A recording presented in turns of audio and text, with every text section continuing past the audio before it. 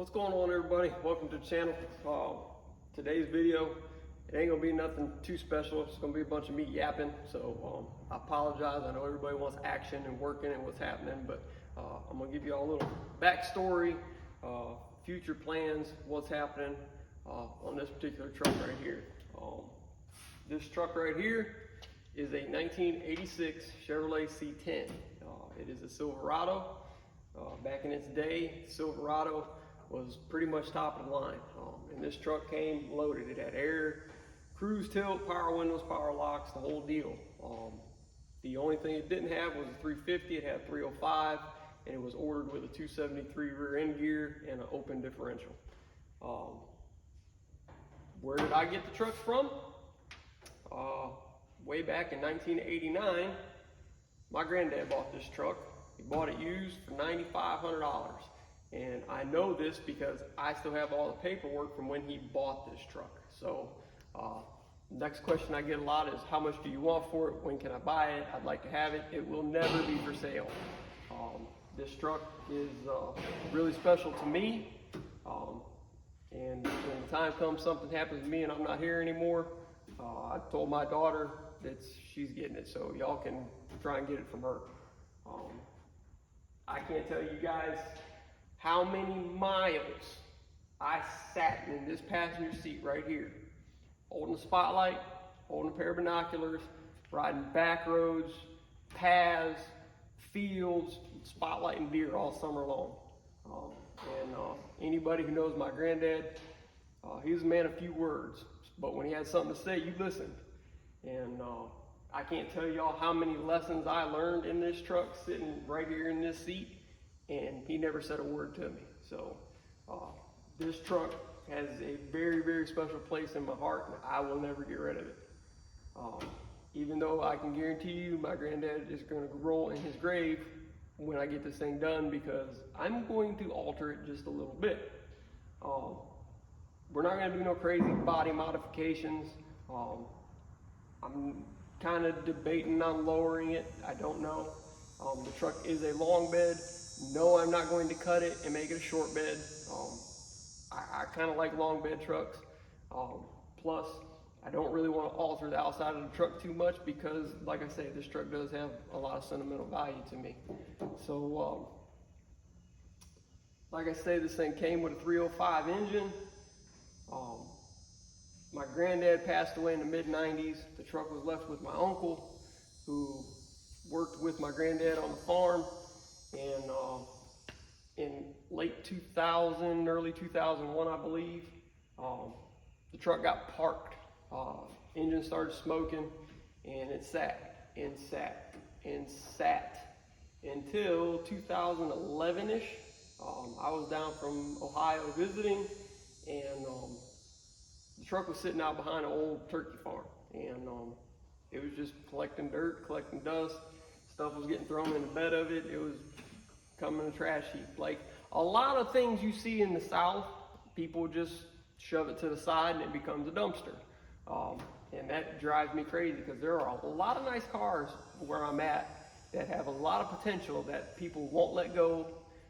They're never going to do nothing with it, you know, things like that. They're just going to let it rot away. It drives me crazy. But I told my uncle, I said, man, don't let that old truck sit. I said, sell me that truck. What do you want for it? He said, you want that old truck? I said, sell me that old truck, man. Give me a number. How much? I said, I'd really like to have it. He said, you want that old truck? He said, I'll give you that old truck. So my uncle gave it to me. And like I say, I lived in northeastern Ohio at the time. The truck was in North Carolina. And the next few years, I tried to get the money together to go get it, and I couldn't. Or I had the money to go get it, and I didn't have the time. Because up in northeastern Ohio, I worked with my father. We had a shop. I could have totally redid this truck within a year's time. I was making really good money at the time, so I could have slammed this thing out, and it'd been an awesome truck. Fast forward to 2017-ish, I moved from northeastern Ohio down south, and I got busy starting to mess around with it. And I don't make the money I used to make. So it's taken me a little bit longer to put it all together, because let's be honest, building cars is expensive. The particular engine that's in this thing right now, me and my dad used to race open wheel modifieds. We always ran 400 small blocks. And I called him up one day. I said, hey Pop, my 305 crapped out in my truck. I said, go in our spare parts, throw me an engine together. I said, don't build me nothing crazy. I said, I just want, a 10-to-1 flat top piston, no crazy ported heads or nothing like that. I want to drive the truck. I said, but let's make it around 400 horse. So 3 months later, my dad shows up at my doorstep with this engine. And we start going through it and going over it. And he's talking about it and I'm talking about it. And he said, yep. He said, everything's brand new. And I said, what do you mean everything's brand new? He says, well, I had to buy everything. I said, that had to cost like $9 grand. He said, yeah, it's about $8,200. I said, Pop, I don't have any money. I said, I just wanted a spare engine put together to put in this thing, something I could run around with. And he said, don't worry about it, man. He said, that's my gift from me to you. So, Pop, thank you. I appreciate it, because there's no way I could afford to build this motor on my own, because I don't have sponsors for anything. I don't have people handing me money for nothing. Everything's completely funded out of my pocket. So luckily for me, my old man threw this engine together for me. It is a 406 cubic inch traditional small block. Everybody's throwing LSs and everything. Sure, I could have did that. I could have made gobs of power with it. It'd been reliable, got decent fuel mileage. I'm kind of old school. I kind of like leaving things the way they should be. Granted, I'll throw an LS in something in a heartbeat, and I'll put, if somebody wants to give me a 5-liter, second gen 5-liter to put in my 99 Mustang, send it. But if that's not what was in it, I kind of want to keep what was in it. You know what I mean? So that's the short of it. So we'll go over the truck and I'll show y'all the rest of it, and we'll see what's going on, and I'll tell you the rest of the plan. All right, so talking about the C10, what's going to happen with it from here? I want to get it running. I said that we put a 406 cubic inch small block in it, and I got it covered up. I just don't want it to get all nasty and dusty. I'm not trying to build anything to make big horsepower here. I want it to be reliable. Like I say, if we make about 450 at the crank, that's cool.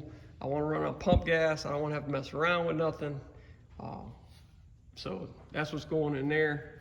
I have long tube headers on it right now, but I'm going to put mid-length headers on it, and I'm going to show y'all why.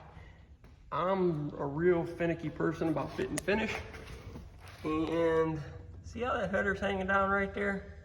That will drive me absolutely crazy. So I'm going to order a set of mid-length headers, put these brand new hookers up for sale, get rid of them, and we're gonna put, I think Headman, I think is what I found for headers. Like I say, gonna do a mid-length header because I wanna tuck the exhaust real tight underneath of this truck. I don't wanna see it at all.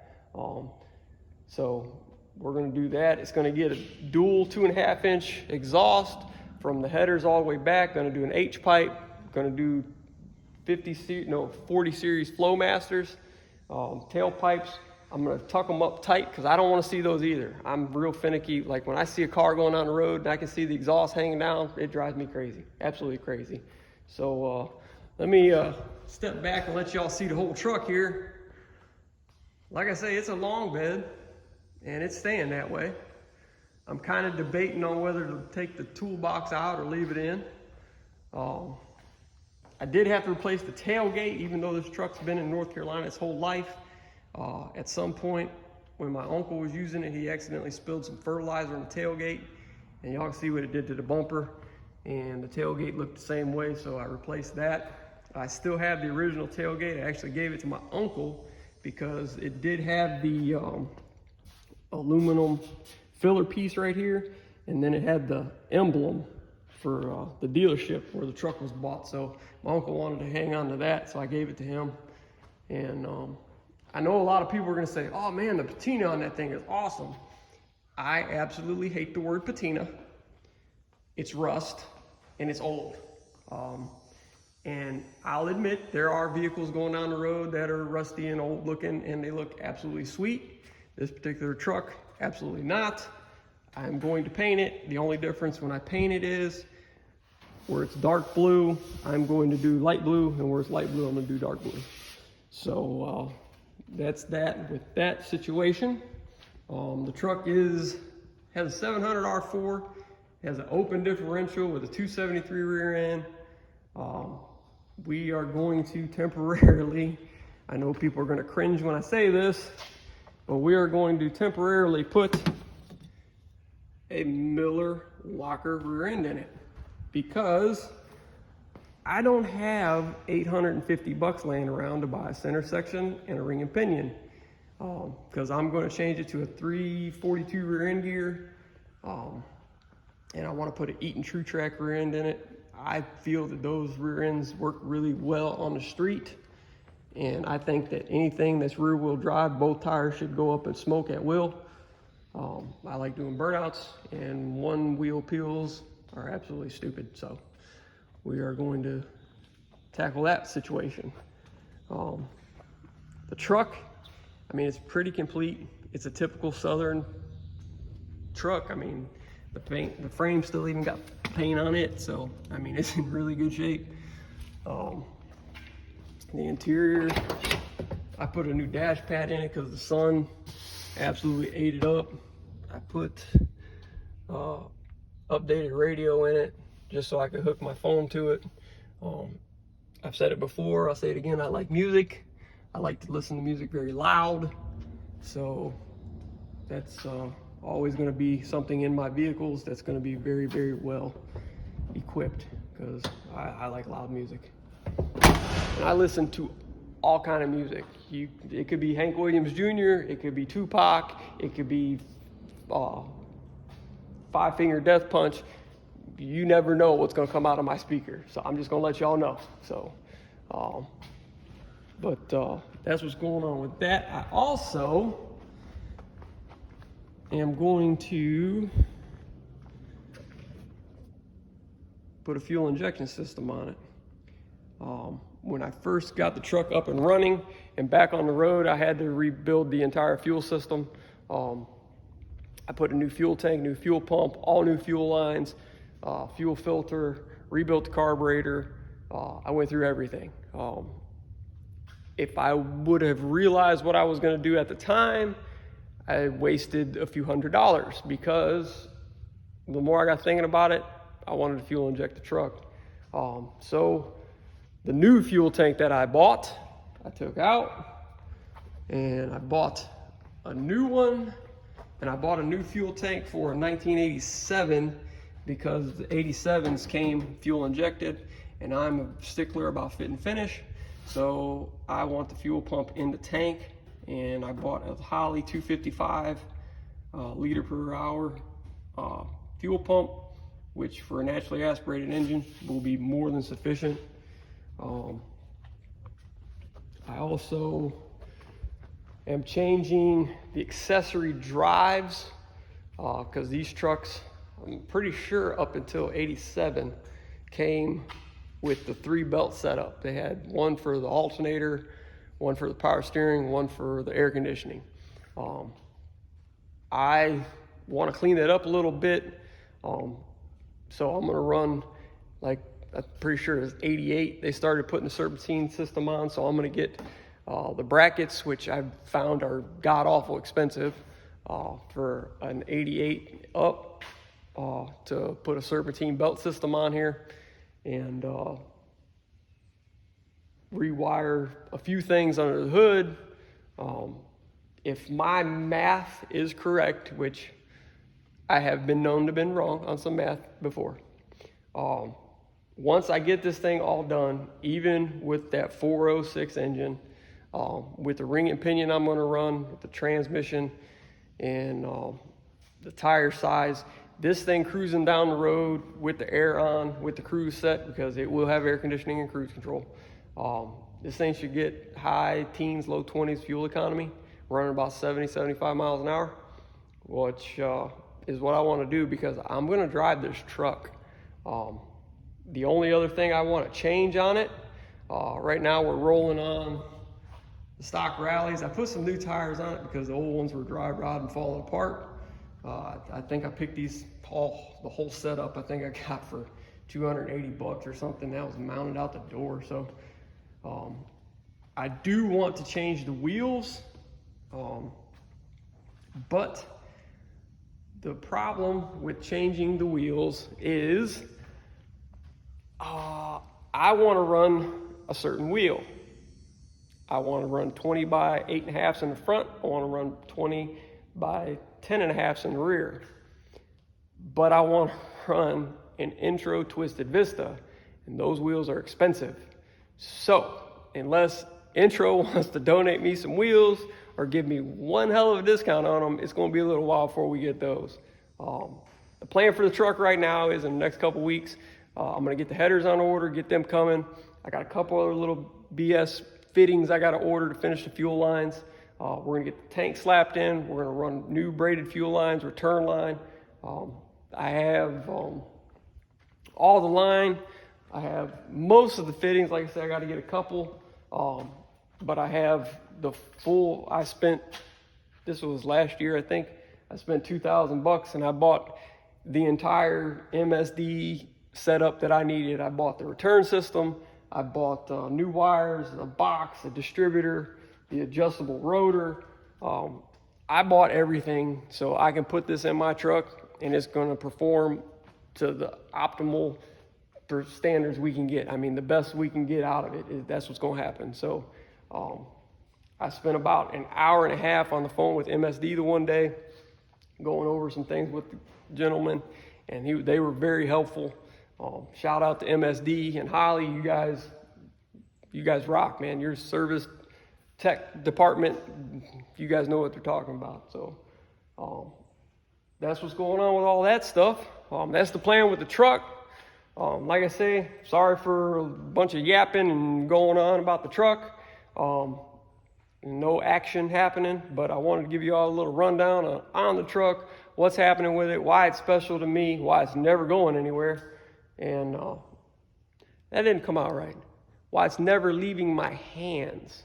It's going to go somewhere shortly. We're going to do some burnouts in this bad boy, and my granddaddy's going to roll in his grave and whoop my tail.